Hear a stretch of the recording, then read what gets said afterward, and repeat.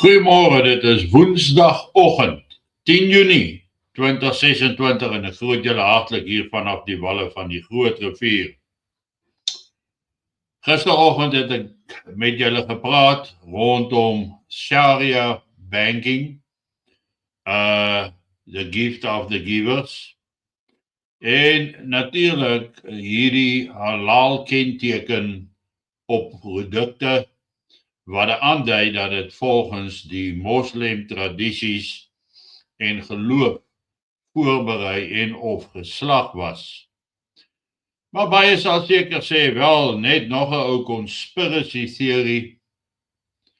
Maar dan moet ons gaan kyk na wat sê Gift of the Givers. En ek wys dit net vir julle. Gift of the Givers refuses to give food and essentials to non-Muslims in the Eastern Cape. Founder of Gift of the Givers, Imtiaz Sooliman, has recently come under the spotlight for his extremist views regarding his disregard for the law in South Africa. Sooliman has close ties with former South Africa ambassador to the US, Ibrahim Rasool, who shares many of his views and those of the economic freedom fighters. Ja, geen kos as jy nie 'n moslim is nie. Tog? Wie het hulle gefinansier? Die Christene in Suid-Afrika wat die voedsel koop waarop die halal kenteken voorkom. Ja, ons mense wat koop sonder om te kyk, wat vat, wat op die rak is, en indirek betaal jy vir Sooliman en Gift of the Givers om net na moslems om te sien. Dis amper so Sasol destyds. Toe die groot Sasol gebou moes word om brandstof uit steenkool te vervaardig, was daar R1 van elke liter brandstof wat verkoop is, het na Sasol toe gegaan om dit te ontwikkel. En Sasol vervaardig vandag nog brandstof vir onder R5 'n liter, maar hulle verkoop hulle brandstof vir presies dieselfde as die markprys vandag. En wie het dit gefinansier? Ons gewone verbruiker. Veral die van ons aan die ouer kant wat gereeld per liter betaal het sodat hierdie Sasol ontwikkeling kon plaasvind, en vandag het ons absoluut geen voordeel daaruit nie. Daar is ook geen voordeel vir ons daarin om halal produkte te koop nie. Maar halal produkte aan die ander kant word ons nou weer meer gekoop deur ander, en daarom is dit vir mense blykbaar aanvaarbaar om die halal teken op hulle produkte te plaas. Dalk is hierdie ook maar net 'n conspiracy theorie, of so sal baie van julle sê. Baie mense sal die opmerking maak. Dis nie waaroor dit gaan nie, en dit is nie werklik hoe dit gebeur nie, want ons kyk die feite mis. As ons gaan kyk hoeveel conspiracy theories in die wêreld in die afgelope 2 jaar gedebank of ontbloot is as die waarheid, dan moet ons beginne weier dink en met meer insig na sekere aangeleenthede kyk. Nou, ons weet elke jaar daar in Davos kom die superrykes bymekaar, die Wêreldekonomiese Forum, the World Health Organization, en die climate change aktiviste. En hierdie hele ding van climate change en aardverwarming word aan die groot klok gehang in plekke soos Davos. waar mense aangemoedig word om minder te reis. Hulle moet hulle beeste vervang met lab-grown meat, wat al die uitlaatgasse is sleg vir die aarde. Terwyl ons weet dat geen plante sonder CO2 kan bestaan nie. En ons ook nie, want plante vervaardig suurstof uit CO2 uit. Dis wat hulle probeer verban. Nou, dat daar in 'n mate wel klimaatsverandering plaasvind is 'n feit. Maar dis 'n normale proses wat plaasvind oor die eeue heen en wat niks te doen het met die uitlaatgasse of die mense sogenaamde misbruik van die aarde nie. Maar hierdie wette en reëls geld net vir sekere mense. Ons weet almal dat Facebook, Meta, se groot baas, Mark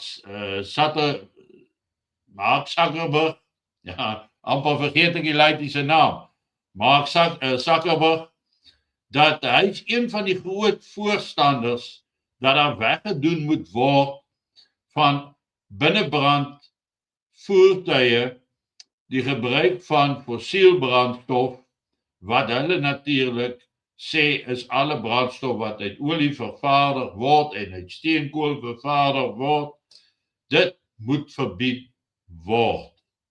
Nou ja, ons sien dan ook dat hy wat Mark Zuckerberg, die man-made climate change, wys hier vir ons hoe werk sy 300 miljoen yacht, die 287 voet mega yacht, powered by 4 gigantic diesel engines.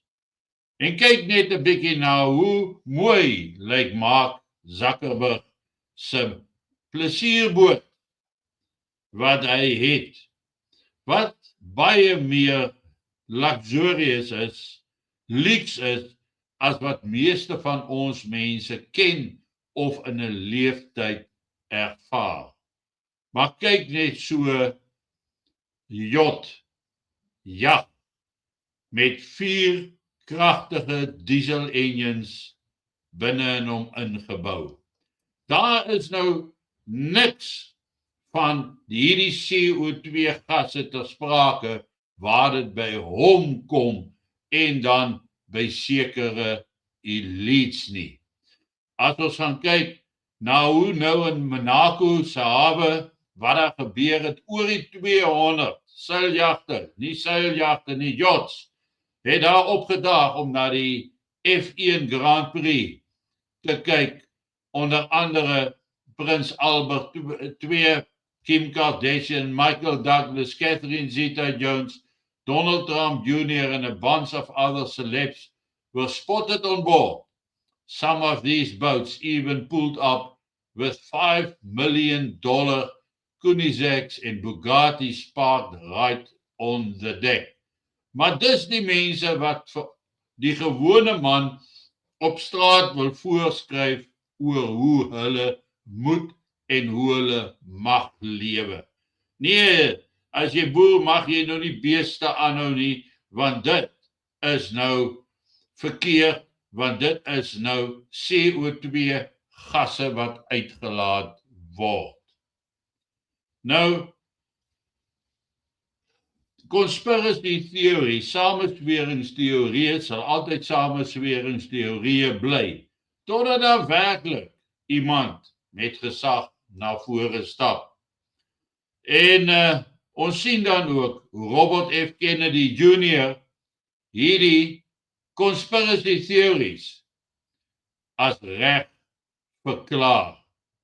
Hy sê dan ook, en hy het 'n politieke storm, 'n aardbewing veroorsaak deur te sê dat al die samensweringsteorieë rondom COVID, hierdie chemtrails in die lug, hierdie government deceptions, onder andere dan nou klimaatsverandering, aardverwarming, vriestydperke wat op pad is, het hy dan amptelik gesê, hierdie is die waarheid.